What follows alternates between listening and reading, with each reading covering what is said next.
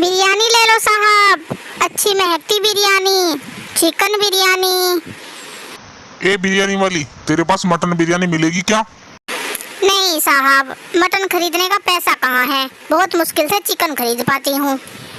अरे यार, गरीबों का यही तो प्रॉब्लम है। असली मजा तो मटन में है। चल जा, नहीं चाहिए तेरी बिरयानी।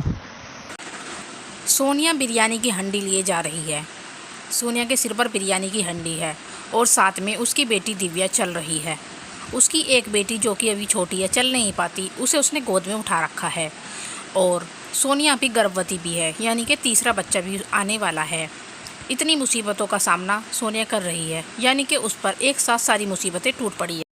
माँ, सुबह से चलते चलते पैर दुखने लगे हैं, भूख भी बहुत लगी है, कुछ खाने को दे दो ना माँ। अरे मेरी बेटी, सुबह से एक प्लेट भी बिरयानी नहीं बिकी है, तेरे लिए खाना कहाँ से लाऊंगी? अभी थोड़ा सा और वेट कर बेटी। सोनिया के पास बिरयानी है, लेकिन अफसोस वो उसमें से थोड़ी सी भी अपनी बेटी को नहीं खिला सकती। गरीबों की मजबूरी ऐसी ही होती है, और ऊपर से वो गर्भवती भी है। कुछ ही दिनों पहले उसका पति का देहांत हो गया था। उसका पति एक रेस्टोरेंट में डिलीवरी बॉय था, जो कि डिलीवरी करता था। उसका नाम मोहन था। वो अपनी पत्नी से बहुत प्यार करता था और हर रोज़ रेस्टोरेंट से कुछ ना कुछ उसके लिए लेकर आता था। सोनिया, देखो मैं तुम्हारे लिए क्या लाया हूँ, गर्मा गर्म बिरयानी। अरे वाह, बिरयानी! बिरयानी तो मुझे बहुत ही पसंद है। तो खा लेना जल्दी से। सोनिया बिरयानी खाने के बाद कहती है, लो जी, इस बिरयानी में तो टेस्ट ही नहीं है, इससे अच्छी तो मैं ही बना सकती हूँ। वो मुझे पता है, देखना इस शहर में एक दिन हम रेस्टोरेंट खोलेंगे तो उसमें बिरयानी बनाया करेगी। बहुत अमीर हो जाएंगे हम, देखना।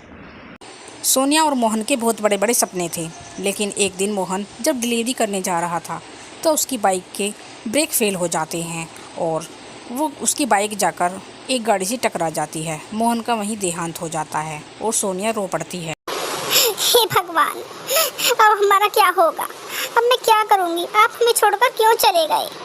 अब सोनिया के ऊपर दोनों बेटियों का भार आ गया। उसने इधर उधर से उधार लेकर बेटियों का पालन पोषण किया, लेकिन वो उधार चुका ना पाई, इसीलिए आए दिन कोई ना कोई उससे उधार मांगने आता रहता था। एक दिन उसके घर एक आदमी आया, उससे भी सोनिया ने उधार ले रखा था।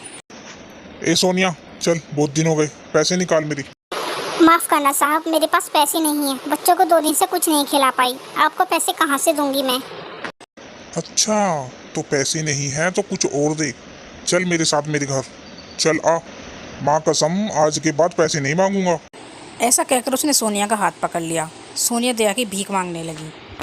मुझे छोड़ दो साहब, मुझे छोड़ दो। लेकिन वो आदमी उसके साथ ज़बरदस्ती करने लगा। दिव्या और शिखा दोनों सो रहे थे। शोर शराबे की आवाज़ सुनकर दिव्या की आँख खुलती है और वो एक डंडा लेकर उसके सिर पर दे मारती है। उसके सिर से खून बहने लगता है। चले जाइए यहाँ से, नहीं तो और ज़्यादा मारूंगी। ठीक है, मैं 1 हफ्ते का समय देता हूँ।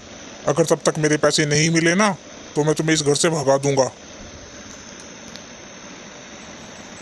सोनिया रोने लगी। दिव्या ने सोनिया से कहा, माँ, आप चिंता मत कीजिए, सब कुछ ठीक हो जाएगा माँ। कैसे ठीक होगा बेटी? सब कुछ तो खत्म हो गया, सब कुछ चला गया है, अब ये घर भी चला जाएगा। अगले ही दिन सोनिया जगह जगह जाकर घरों में काम मांगने लगी, लेकिन वो कहते हैं ना कि विधवा को देखकर कोई भी काम देने को तैयार नहीं होता। तो सोनिया को किसी ने भी काम नहीं दिया, और अगर कोई उसे काम देने के लिए तैयार भी होता तो उसे गंदी गंदी नज़र से देखता। इसी तरह से पूरा 1 हफ्ता बीत गया। वो आदमी 1 हफ्ते बाद फिर से अपना पैसे लेने आया और उसने उन तीनों को घर से बाहर निकाल दिया। निकल जा यहाँ से, आज से ये मेरा घर है। आसपास भटकते हुए दिख मत जाना, वरना बहुत बुरा होगा। सोनिया अपनी दोनों बेटियों को लेकर वहाँ से चलने लगी। थोड़ी दूर चलते ही उसे पेट दर्द शुरू हो गया। पेट का दर्द बढ़ता जा रहा था, क्योंकि वो पेट से थी। दर्द की वजह से वो सड़क पर नीचे गिर गई और चिल्लाने लगी। क्या करूँ मैं? कुछ करो ना। दिव्या को समझ नहीं आया कि आखिर वो करे तो क्या करे। थोड़ी देर बाद बारिश भी आ गई और फिर दिव्या की आंखों में भी आंसू आ गए। हे भगवान, जब मुसीबतें आती हैं तो सारी एक साथ ही आती है। हम गरीबों के बारे में भी कुछ सोच लीजिए भगवान। शाम के समय बारिश रुक गई और सोनिया का दर्द भी अब ठीक हो गया था। तभी उन्हें बिरयानी की अच्छी खुशबू आने लगी और वो 3 दिन से भूखे भी थे। वाह, कितनी अच्छी खुशबू आ रही है। माँ चलो ना, हम बिरयानी की दुकान में जाकर बिरयानी की भीख मांगते हैं।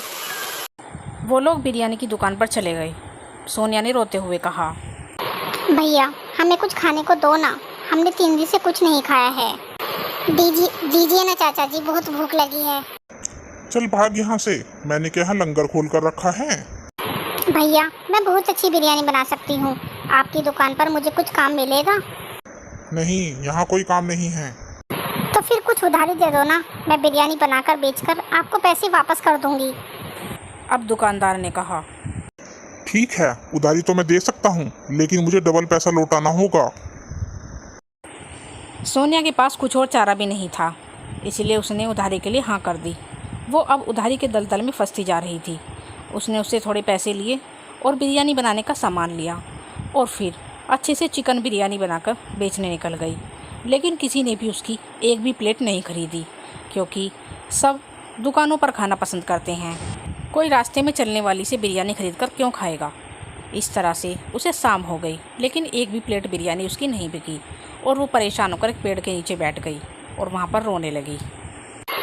एक आखिरी कोशिश की थी मैंने, लेकिन वो भी पानी में चली गई।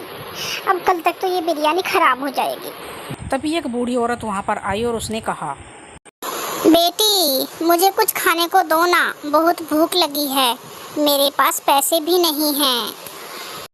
भूख? माँ जी, भूख क्या होती है ये हमसे बेहतर कौन जान सकता है। आइए ना, एक साथ हम चारों बिरयानी खाते हैं। चारों ने मिलकर वो बिरयानी खा ली। खाना खाने के बाद उस बूढ़ी औरत ने कहा, बेटी तुम बहुत दयालु हो, मैंने बहुत लोगों से खाना मांगा लेकिन किसी ने मुझे खाना नहीं दिया, तुमने मुझे बिरयानी खिलाई। मेरे पास पैसे तो नहीं हैं, लेकिन कुछ चावल के दाने हैं, ये रख लो।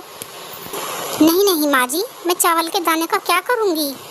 रख लो बेटी, ये मेरी तरफ से तोहफा है। बूढ़ी औरत ने कुछ चावल के दाने हांडी में रखे और वहाँ से चली गई। वो तीनों भी सो गए। सुबह हो गई और उन तीनों की आँख खुली।